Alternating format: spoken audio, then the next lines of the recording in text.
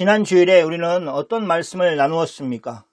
예수님은 제자들에게 세 가지 이적을 보여주셨습니다. 그것은 예수님의 구약 성경에서 말씀하는 메시아임을 드러내는 것이었습니다. 예수님은 자연을 순종케 하시는 분이시며 귀신을 순종케 하시는 분, 또 그리고 죄를 사하여 주실 수 있는 분이심을 제자들에게 보여주셨습니다. 성경은 예수님이 하시는 사역에 대해서 좋은 반응을 보인 사람들이 있음을 밝히고 있습니다. 예수님이 마태를 불렀을 때 마태가 예수님의 부르심에 즉각적으로 응답하였습니다. 전혀 주저함이 없었습니다. 성경은 예수님의 이적들을 말하고 나서 마태가 예수님의 부름을 받고 따르는 모습을 보여주면서 예수님의 이적에 대해서 마태가 긍정적으로 반응을 보이고 있다는 것을 보여주고 있습니다. 그렇지만 모든 사람들이 다 긍정적으로 반응을 보인 것은 아니었습니다. 특별히 바리새인들이 예수님의 하시는 일에 반대를 하였습니다. 그들의 눈에는 예수님은 참 이상한 사람이었습니다. 그들의 상식으로는 예수님이 유대인의 지도자가 되고 싶다면 해야 될 그런 행동들을 하지 않고 있는 것처럼 보였습니다.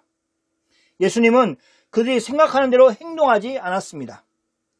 그러니 바리새인들은 당시 스승들의 형태를 따르는 것이 아니라 그들이 생각하는 대로 행동하지 않는 예수님을 백성들의 스승으로 인정을 할 수가 없었습니다.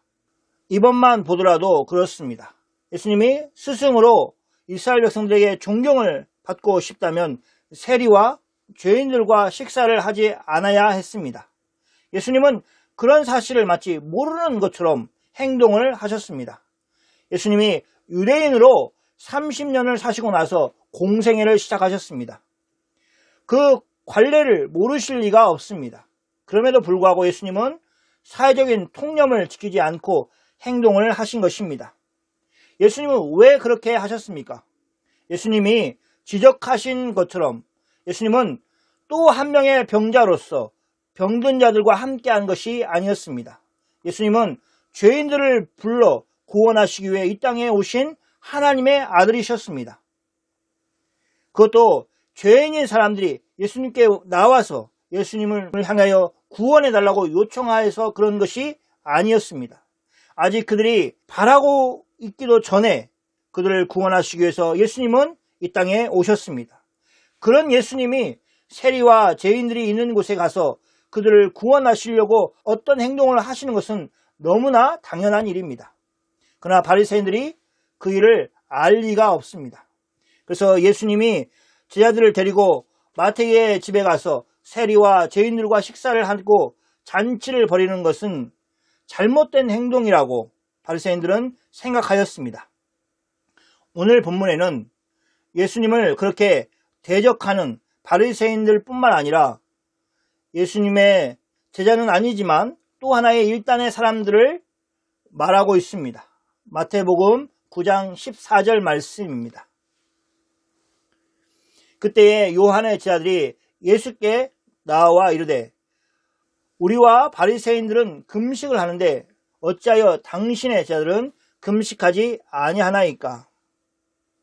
그때라는 것은 예수님이 마태의 초청을 받아서 그의 집에서 그와 함께 하신 것을 말합니다. 그가 초대한 세리와 죄인들과 함께 식사를 나누셨을 때를 말합니다. 물론 이 일은 바리새인들에게 예수님이 어떤 분이신지를 설명하고 있을 때이기도 합니다. 예수님은 그들이 생각하는 것처럼 또 한 명의 죄인이 되어서 세리와 죄인들과 식사를 하는 것이 아니라 병든 자들에게 필요한 의사로 또 죄인들을 위하여 그들을 부르러 오신 분으로 그들과 함께 식사를 하시는 것입니다. 바로 그때 요한의 제자들이 예수님께 나왔습니다. 요한은 요단강에서 세례를 주었던 사람입니다. 요한은 예수님께 세례를 베풀었던 사람이었습니다. 그런 그의 제자들이 처한 상황이 있습니다. 요한은 예수님의 길을 준비하는 일을 하였습니다. 그런데 그가 어느 날 헤롯 왕에 의해서 잡히게 되었습니다. 요한이 거침없이 헤롯 왕의 죄에 대해서 지적을 하는 것을 헤롯은 그냥 둘 수가 없었습니다. 그래서 아무 죄도 없는 그를 옥에 가두었습니다. 헤롯 왕의 입장에서는 요한이 밖에서 사람들을 향하여 자신의 죄를 언급하면서 하나님의 말씀을 선포하는 것이 영 마음에 들지 않았을 것입니다. 그래서 사람들로부터 떨어지게 하기 위해서 그를 옥에 가둔 것입니다. 그렇게 헤롯 왕에 의해서 요한이 옥에 갇히자 그를 따르던 사람들은 요한이 그렇게 된 것에 대해서 안타까워하였습니다. 무슨 힘이 있겠습니까? 무슨 힘이 있어서 요한을 구출해낼 힘이 없으니 더욱 더 속상하고 그리고 안타깝고 하였을 것입니다. 바로 그런 요한의 제자들이 예수님께 나온 것입니다. 한번 생각해 보십시오. 자신의 스승인 요한이 억울하게 옥에 갇혀 고생을 하고 있는데 예수님과 예수님의 제자들은 세리와 죄인들과 함께 식사를 하면서 웃고 즐기고 있었던 것을 본다면 만약 여러분이 요한의 제자라면 어떤 마음이 들겠습니까? 마음이 편치 않았을 것입니다. 그런 배경들을 우리가 생각하면서 이 말씀을 볼 필요가 있습니다. 단지 금식이 아니라 왜 금식에 대해서 이야기를 하였는가 하는 것을 충분히 생각할 수가 있습니다. 요한은 자신의 제자들에게 예수님을 소개해 주었고 예수님께 가는 것을 권장하였습니다.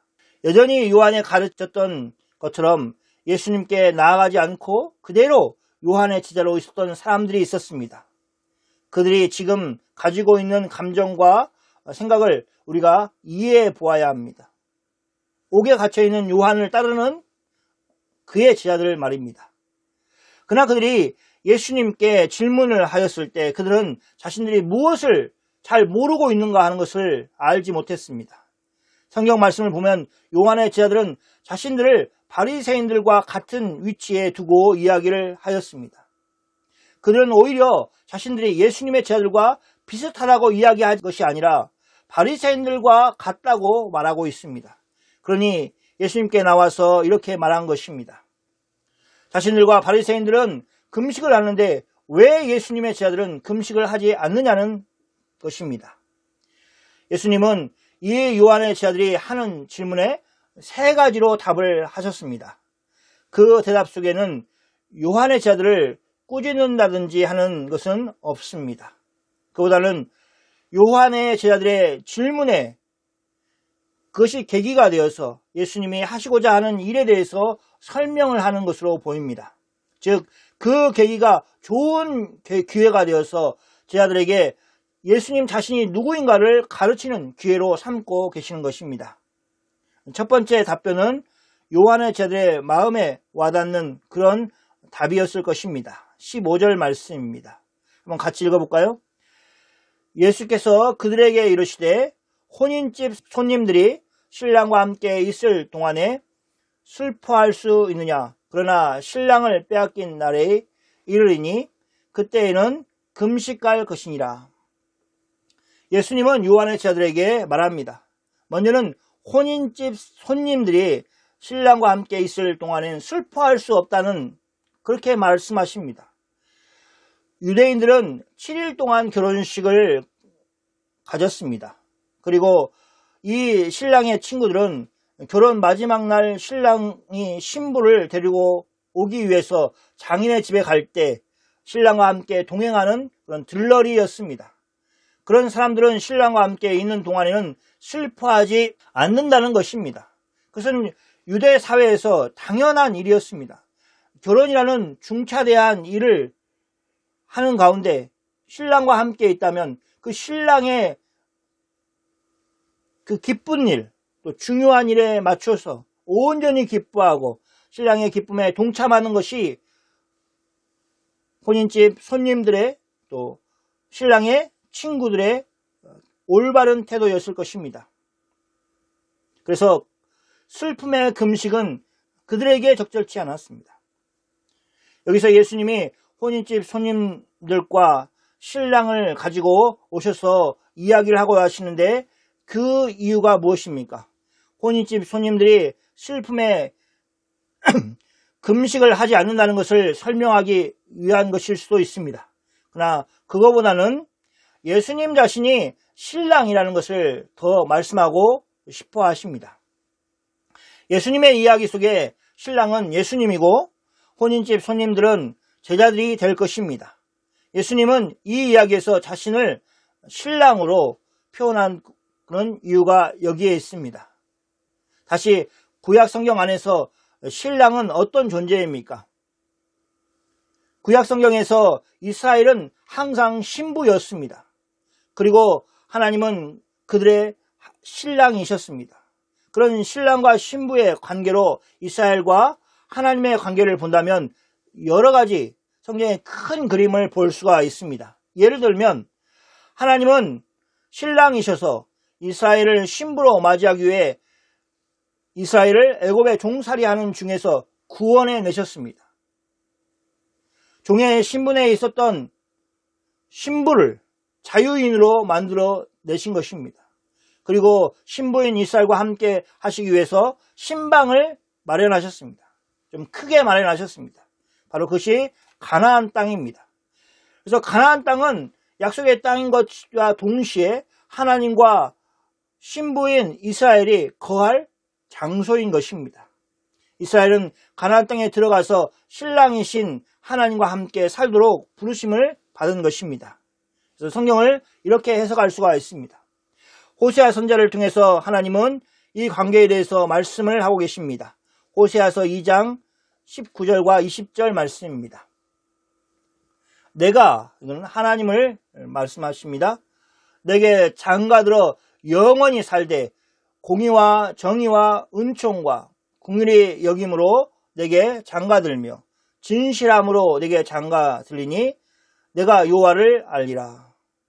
하나님은 이스라엘 향하여 이렇게 말씀하십니다. 내가 내게 장가들어 영원히 살리라. 이 내가 장가들어라는 표현을 두 절에 세 번 거듭거듭 말씀하고 있습니다. 하나님이 얼마나 이스라엘 향하여 호소를 하고 있는지를 보여줍니다. 이 호세아 선지자의 예언의 말씀이 예수 그리스도를 통해서 이루어졌습니다. 예수님은 신랑으로서 이 땅에 오셨습니다. 그리고 자기 백성을 구원하셔서 신부 삼기 위해서 이 땅에 오신 것입니다. 그리고 호세아 선지자가 예언한 것처럼 신부와 영원히 살고자 신부된 교회를 구원하시고 보호하시고 계시는 것입니다. 우리는 교회를 신부라고 표현하는 예배소 말씀을 기억합니다. 예수님은 교회의 머리이시면서 동시에 신랑이십니다. 교회 공동체는 신랑 되신 예수님의 신부로서 거룩한 삶을 살아야 합니다. 그렇게 살도록 부르심을 받았습니다. 이런 일련의 표현들을 보면 예수님이 가지고 오신 신랑에 대한 것은 단지 비유로 끝나는 것이 아니라 정말 예수님에 대한 정확한 표현이라는 것을 알 수 있습니다. 다시 15절 말씀을 보겠습니다. 예수께서 그들에게 이르시되 혼인집 손님들이 신랑과 함께 있을 동안에 슬퍼할 수 있느냐? 그러나 신랑을 빼앗길 날이 이르리니 그때에는 금식할 것이니라. 예수님의 말씀 속에 보면 금식은 슬픔과 관련이 있습니다. 신랑과 함께 있는 동안에는 슬퍼할 수 없기 때문에 금식할 수 없다는 것입니다. 그런데 예수님의 말씀은 그렇게 끝나는 것이 아니라 이어서 그러나 신랑을 빼앗길 날이 이르리니 라고 말씀을 하고 계십니다. 여기에서 신랑은 당연히 예수님을 가리킵니다. 그렇기 때문에 예수님은 벌써 이 말씀을 통해서 자신이 앞으로 어떻게 될 것인지를 아시고 저들에게 말씀을 하시는 것입니다. 은혜로우신 하나님 아버지께서 신랑이신 예수님을 빼앗기고 슬퍼하는 사람들에게 오래 슬퍼하지 않도록 하셨습니다. 속히 그들에게 은혜를 베풀어 주셨습니다. 그래서 예수님이 죽은 자 가운데서 사흘 만에 부활하심으로 저들의 슬픔이 기쁨이 되도록 만들어 주셨습니다. 이것이 마치 이미 자신의 스승을 잃어버린 요한의 제자들이 슬픔 가운데 있는 것과 같은 그런 상황을 예수님의 제자들이 맞이할 것이라는 것을 말하고 있는 것입니다. 그때에는 슬픔 중에 금식할 것이라고 예수님은 말씀하십니다. 저들이 금식하지 않은 이유와 앞으로 금식을 할 상황에 빠지게 될 것이라는 것을 미리 말씀해 주시는 것입니다. 그러면서 예수님은 두 번째 비유를 말씀하십니다. 16절 말씀입니다. 같이 한번 읽어볼까요? 생배 조각을 낡은 옷에 붙이는 자가 없나니 이는 기운 것이 그 옷을 당기어 헤어짐이 더하게 됨이요.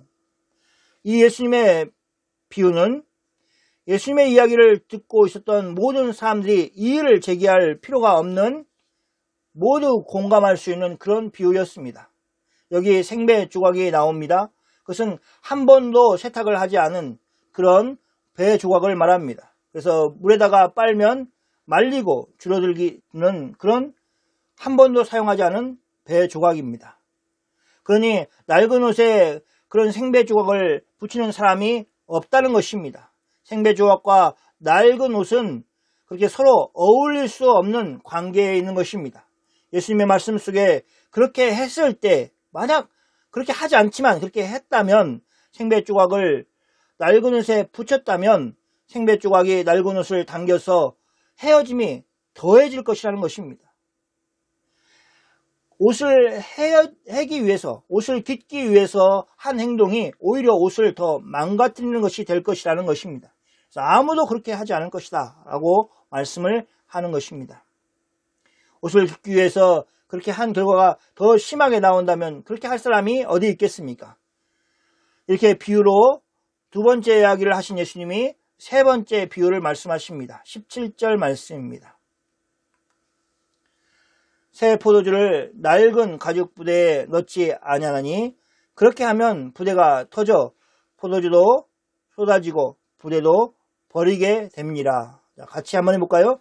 새 포도주는 새 부대에 넣어야 둘이 다 보존되느니라. 16절의 말씀과 비슷한 말씀입니다. 히브리적인 표현으로 거의 같은 비유를 말씀하시므로 그 의미를 분명하게 하고 더 강하게 전달하기 위해서 이렇게 말씀하신 것입니다. 이번에는 새 포도주를 낡은 가죽 부대에 넣는 것에 대해서 말씀하십니다.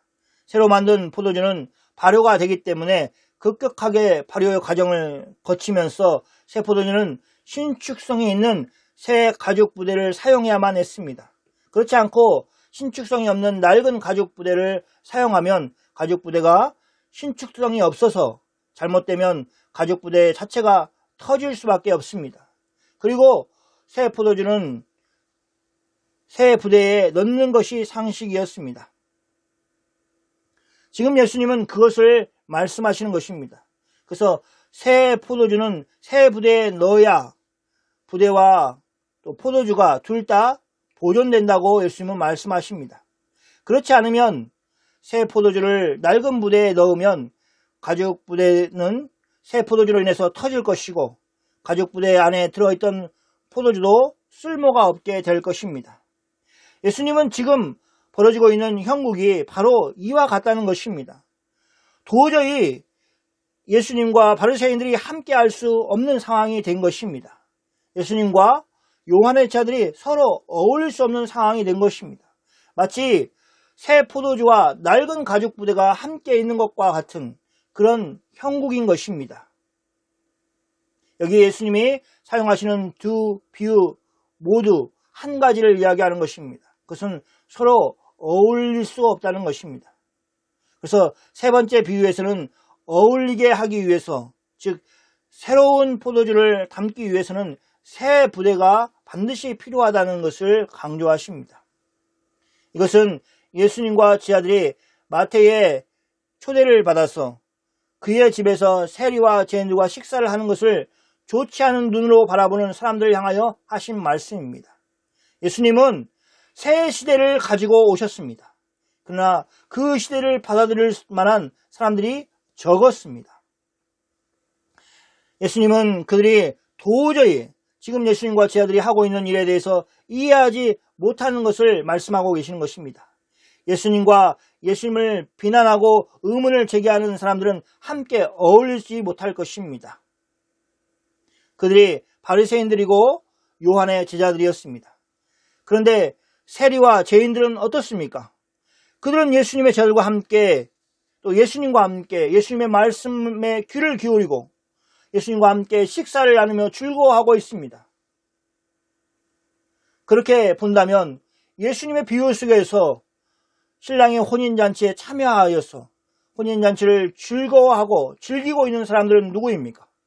바리새인이나 요한의 제자들이 아니라 오히려 세리와 죄인들인 것입니다. 바리새인들의 입장에서는 자신들이 더 하나님께 가깝다고 생각했지만, 그러나 마태의 집에서 벌어지고 있는 일은 세리와 죄인들이 하나님의 아들 예수 그리스도와 함께 어울려 음식을 먹고 즐거워하고 있는 것입니다. 이것이 바로 복음의 혁명입니다. 하나님의 복음은 예수님이 우리의 죄를 용서하셨을 뿐만 아니라 우리를 구원하신 예수님이 우리의 주가 되신다는 것을 말하고 있습니다. 예수님은 우리의 주가 되셔서 우리를 항상 다스리십니다. 그 다스림을 인정하고 사는 삶이 바로 그리스도인들의 삶인 것입니다. 저는 특별히 오늘 본문에서 요한의 제자들을 주목합니다. 요한은 이미 자신의 제자들을 예수님께 많이 보내었습니다. 요한은 자신의 제자들에게 예수님이 그 메시아라고 분명하게 말했습니다. 요한복음 3장 28절에서 30절 말씀입니다. 내가 말한 바 나는 그리스도가 아니요 그의 앞에 보내심을 받은 자라고 한 것을 증언할 자는 너희니라. 신랑을 취하는 자는 신랑이나 서서 신랑의 음성을 듣는 친구가 크게 기뻐하나니 나는 이러한 기쁨으로 충만하노라. 그는 흥하여야 하겠고 나는 쇠하여야 하리라 하시니라. 요한은 제자들에게 자신이 그리스도가 아니라고 분명하게 말합니다. 그의 앞에서 보내심을 받은 자라고 말하고 있습니다. 그러면서 그거에 대해서 증언을 할 사람은 바로 너희들이다. 자신의 제자를 향해서 말했습니다. 이어서 요한은 자신은 신랑이 아니라고 말하였습니다. 여기에 29절에 신부를 취하는 자라고 나왔는데 신부는 바로 이스라엘 백성들을 가리킵니다. 그리고 그들을 신부로 취할 신랑이 되시는 분은 바로 예수님이십니다. 자기는 신랑이 아니라고 분명하게 말하고 있습니다. 그렇지만 요한은 신랑의 음성을 듣는 친구로서 크게 기뻐하는 자신을 밝히고 있습니다. 그러면서 우리가 잘 아는 그는 흥하여야겠고 나는 쇠하여야 하리라 그렇게 말씀을 하였습니다. 예수님은 계속해서 잘 되셔야 되고 자신은 예수님이 잘 되시는 것 때문에 오히려 쇠퇴해야 된다는 것을 알고 있었습니다. 이것을 자신을 따르는 제자들에게 말하였습니다. 요한이 하나님의 선지자이고 그 일을 얼마나 겸손하게 또 충성스럽게 하였는가를 잘 알 수 있습니다. 예수님이 공생애를 시작하기 전에 구름대처럼 자신에게 몰려왔던 많은 사람들, 그래서 요단강에서 세례를 받았던 회개의 세례를 받았던 많은 사람들이 자신을 떠나서 예수님께 빠져나갔습니다. 그때 요한의 제자들은 당황스러웠습니다. 왜냐하면 그들은 자신의 스승이 말하는 예수님이 그리스도이시고 메시아이라는 것을 인정하지 못하고 있었기 때문에 그렇습니다. 그러나 요한은 알고 있었습니다. 그래서 자신의 모든 제자들이 예수님께 가서 예수님의 제자가 되는 것, 그것이 그가 진정으로 바라는 것이었습니다. 여기까지 요한이 자신의 제자들에게 말하였으니 그들이 예수님의 제자로 편입하는 것은 당연하였습니다. 그런데 오늘 본문에 나오는 요한의 제자들은 그 속에 속하지 못하는 것 같습니다. 어떤 이유에서 그랬을까? 여러 가지 이유가 있을 것입니다. 그들은 오히려 자신들의 스승 요한이 옥에 갇혀 있는 것이 속이 상했습니다. 식사를 하면서 웃고 있는 그리고 떠들고 있는 예수님과의 제자들을 보면서 마음에 들지 않았습니다. 그들은 자신의 스승 요한의 가르침까지도 다 잊어버렸습니다. 그리고는 예수님으로 인해서 어떻게 이스라엘이 회복되어 가는가 하는 것을 보지 못하였습니다. 그들의 시기심과 질투심, 그들 가운데 있는 분노, 억울함, 이런 것들이 그들의 눈을 어둡게 만들어서 예수님이 참으로 행하시는 일들을 해석하는 그런 능력을 잃어버렸습니다. 어디 그 제자들만 그러겠습니까? 우리는 너무 쉽게 하나님의 일하심을 보지 못하는 그런 상황에 빠집니다. 그러니 마음이 청결한 자가 복이 있다는 예수님의 말씀이 사실입니다. 그런 마음이 청결한 사람은 하나님 나라를 볼 것입니다. 그것은 육신의 눈으로 보는 것이 아니라 마음의 눈, 믿음의 눈으로 보는 것입니다. 아무 사심이 없이 정말 하나님을 사랑하는 마음으로 하나님이 어떤 일을 우리 공동체 안에서 행하고 계시는가, 하나님이 어떤 일을 우리 집에서 나에게 행하고 계시는가를 볼 수 있는 눈을 가진 사람이 참 복된 것입니다. 사랑하는 성도 여러분, 예수님이 지금도 회복시켜 나아가시는 하나님의 나라를 보십시오. 예수님은 한 사람의 인생에 찾아와 주셔서 그 사람을 회복시켜 주십니다. 그 변화의 시작은 한 사람으로 끝나지 않고 들불처럼 주위로 퍼져나가서 그게 크게 예수님의 은혜로 감복하는 일들이 일어날 것입니다. 하나님의 역사를 우리 모두 사모하기를 원합니다. 그리고 그 시작이 우리 자신이 될 수 있도록 기도하고 삶 속에서 실천하기를 원합니다. 적어도 복음을 가로막고 복음에 대적하는 자가 되어서는 안 됩니다. 하나님의 나라의 일을 생각하고 그 일에 우리를 통해서 더욱 풍성하게 일어나도록 힘쓰는 사람이 되어야 합니다. 주님이 가지고 오신 이 복된 하나님의 나라에서 하나님의 백성으로 사는 영광을 우리 모두가 누리기를 원합니다. 예수님은 그런 의미에서 새 시대에 새 일꾼을 부르셨습니다. 그들이 바로 예수님의 제자들이었습니다. 그들은 바리새인들이나 요한의 제자들의 눈에는 정말 볼품없는 사람들이었습니다. 그러나 그들의 스승이 누구인가, 그들의 주인이 누구인가 하는 것이 더 중요하였습니다. 바로 예수님이셨습니다. 예수님이 바로 이스라엘의 신랑이 되시는 분이셨습니다. 우리가 아는 것처럼 예수님이 구원 사역을 이루시고 승천하신 이후 제자들은 오순절 성령 사건을 통해서 성령 충만함을 받고 예수님의 명령하신 대로 복음을 땅끝까지 전하는 그런 사람들로 변화되었습니다. 예수님이 이처럼 새로운 가죽 부대, 즉 교회를 통해서 하나님의 복음을 담아내도록 하셨습니다. 그리고 예수님은 교회를 통해서 세상에 은혜를 나누어 주고 계십니다. 그 폭발적인 능력을 담아내는 신약의 교회는 그리스도의 능력과 영광을 품는 기관입니다. 하나님은 이 땅에 다른 어떤 기관에도 그런 영광스러움을 주시지 않았습니다. 오직 교회에게 주신 일입니다. 여러분 한 사람이 그렇게 크신 예수님의 능력을 때로는 각자, 때로는 함께 합심해서 세상 가운데 드러내도록 부르심을 받은 사람들인 것입니다. 이 부르심에 합당한 삶을 살아서 예수님의 크신 은혜 가운데 늘 거하신 여러분이 되시기를 축원합니다. 아멘. 기도하겠습니다.